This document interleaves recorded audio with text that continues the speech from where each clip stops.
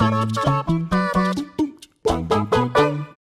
all know that one of the reasons we love video games so much is for the incredible stories they tell. Be it about a boy from an island teaming up with Disney's finest in Kingdom Hearts, or a prince with control over time itself in the Sands of Time trilogy, there's no end to the creativity and sometimes utter insanity that video game stories can bring. However, even the best stories can sometimes miss key opportunities. The kind of story beats you happen upon post-game and go, "Gah, why didn't they think about that?" Like, I don't know, what happened to all the Whiterun guards that desensitized them so much to sweet roll theft? It's a serious crime, okay? At least in the WhatCulture offices. No, Jules, leave that alone. Jules, no. I'll bite you. Get. Well, with that bit of unpleasantness out of the way, I'm Ewan, you're watching WhatCulture Gaming, and here are 10 massive missed opportunities in video game stories. Number 10. Unfinished plots in Mass Effect Andromeda. Oh, Mass Effect Andromeda with your nightmare faces, twitching buds, and I don't even know what that is, you just weren't meant to be. The game released in an unfinished state, and it wasn't just gameplay that suffered, with the game's plot also taking a few licks as a result of its bungled launch. The first of these wasted story opportunities comes in the death of Gian Garson, spearhead of the Andromeda Initiative.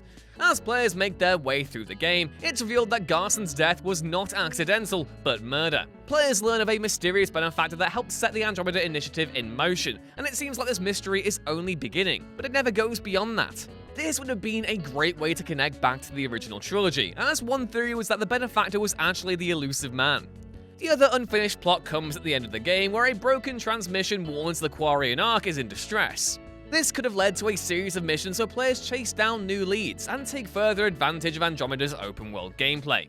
Unfortunately, it seems like those stories won't get a real ending anytime soon because BioWare are now Biomare, as in, they're having a nightmare? A bio-nightmare? Oh, forget it.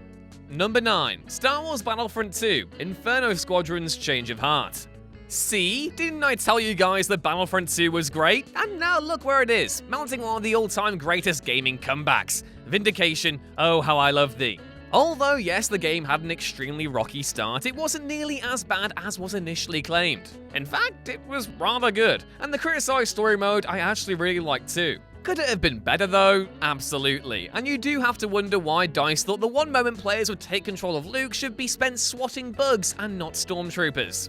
Whatever, I digress. The most heavily criticized part of Battlefront 2 single player was that the story was pretty cliched. Inferno Squad, specifically Iden and Del, switch allegiances from the Empire to the Rebellion too quickly, and you spend the rest of the game experiencing the Galactic Civil War from the familiar perspective of the Rebels. It was fine, but given the title was sold on seeing how the other side saw things, it was a bit of a waste. In truth, what would have worked better would have been if the player had spent time with Inferno way before the Battle of Endor. We barely get to know any of them before the switch happens, and while the actors do a tremendous job of showing their inner conflict, the moment where they do eventually break ranks would have been made so much more powerful if we'd been following them for a much longer time. Say, after the destruction of the first Death Star, and not the second. Number 8. Prince of Persia Forgotten Sands wasting its tie-in potential. The Prince of Persia Sands of Time trilogy is a masterful example of video game storytelling. So, when Ubisoft decided to shoehorn in a fourth game to fill in the space between the Sands of Time and Warrior Within, fans were rightly concerned as it felt like an effort to capitalize on the Sands of Time movie, which released 10 days later. The game certainly had well-designed platforming and solid voice acting from Yuri Lowenthal, but the story itself had very little to do with the original trilogy. While certain puzzles and locations are very reminiscent of those featured in the original trilogy, Forgotten Sands wastes its opportunity by only making one quick reference to the Sands of Time. In Warrior Within, the game that now comes after the Forgotten Sands, the prince is being relentlessly pursued by a creature called a Dahaka. These were easily the most harrowing moments in the series. Had this creature shown up even once in Forgotten Sands, not only would it have worked well with the game's fantastic platforming, but it would have been a jarring experience that reminded players of its connection to the rest of the series. Number 7. Doing something new with the Arkham Knight, Batman Arkham Knight. Oh, what's that? Are you in list that includes a reference to Batman Arkham? Well, yes it is, and anyone who has a problem can go voice their opinion reasonably in the comments section below. Don't know why I decided to make that one so threatening. Anyway, folks probably know that I wasn't a big fan of Arkham Knight. For all that I feel as though it was the game Rocksteady perfected their gameplay formula, the decision to part ways with Paul Dini in favour of developing the story in-house was a huge mistake. The story is cliché-driven and tragically derivative, exemplified best in its introduction of the Arkham Knight character, who we eventually learn is none other than Batman's former Robin, Jason Todd. Rocksteady's decision to resurrect Jason mangled together several different Batman story arcs, including Death in the Family, Under the Hood, and even Batman Beyond Return the Joker. Arkham Knight ended up matching none of those stories, and the whole thing is made doubly worse in the tie-in comics, where they reveal that all of Batman's villains were in on the act all along. Rocksteady had the chance to leave a legacy across all of Batman's mediums by making Arkham Knight a truly original character, but they opted to retread worn ground instead. Number 6. SADIE Adler as a bounty hunter, Red Dead Redemption 2. Red Dead Redemption 2 is the best. Like, no, seriously, it's the best game ever. Why? Well, I rank my games based on how much they make me cry, and given I spent the entire time playing the title while the WhatCulture Gaming crew bottled my tears for future study, boy, did I cry a lot. Rockstar's story is filled to the brim with brilliantly written characters, and one of the standouts was SADIE Adler.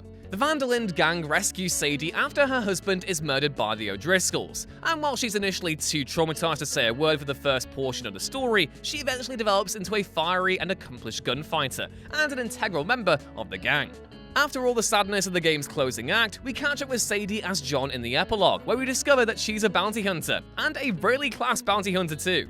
She ends the game destined to head to South America, and that's a really cool premise for a follow-up, or at least a single-player DLC. Rockstar don't seem all that arsed about single-player expansions, so it's doubtful we'll ever see SADIE again, which is a huge shame.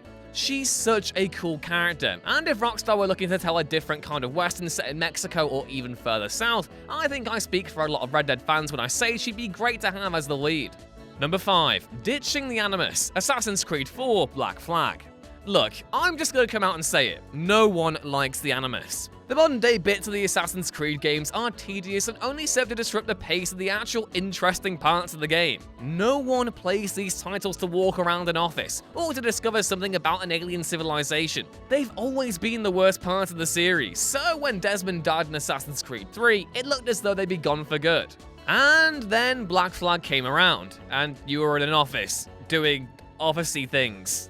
Woo. Now, to be clear, Black Flag is my favourite Assassin's Creed game along with Syndicate. Apologies, Ezio. And it's always such a pain when you're sailing along the high seas, having a great time, only to be yanked out of the historical action to be reminded of all the bad modern alien crap no one gives a toss about.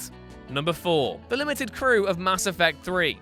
Look, I know you're as bored as I am of talking about how bad the ending to Mass Effect 3 was, so let's talk about another problem, the size of your crew. Mass Effect 2 set the bar high with a crew of 12 individuals, each with unique backstories and abilities. Mass Effect 3, by comparison, only featured 7 characters, with 2 not showing up until halfway through the game and another being DLC.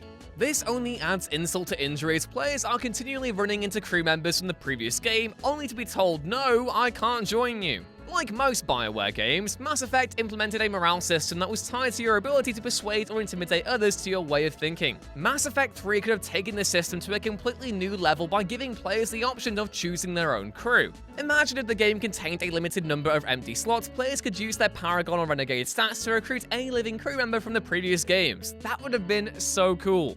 Number 3. Not enough backstory, Mortal Kombat X.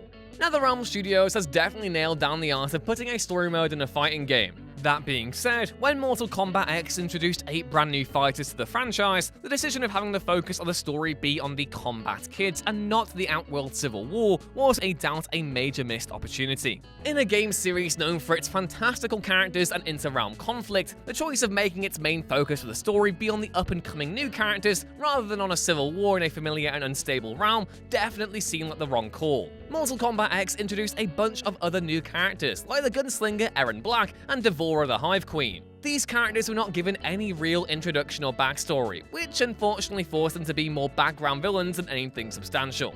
Number 2. No mob or cop choice, Sleeping Dogs.